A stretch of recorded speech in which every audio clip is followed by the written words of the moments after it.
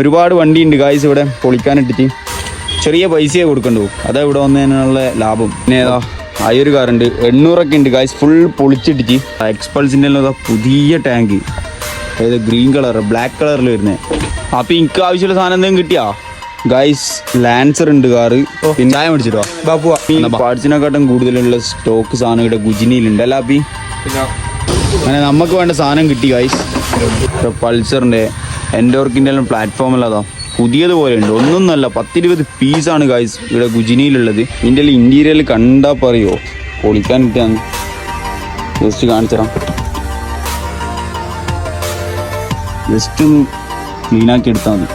പക്ഷെ പറഞ്ഞിട്ട് കാര്യമില്ല, പോയി എന്തൊക്കെയുണ്ടെന്ന് പറയും. ഇതോ ഷോക്ക് ഉണ്ട്, ഹെഡ്ലൈറ്റ് ഉണ്ട്, 4x4 സാധനം. ഇതാ സഫാരിൻ്റെ ടാറ്റ സഫാരി സുമോ ആണ്, സുമോ ഇതിന്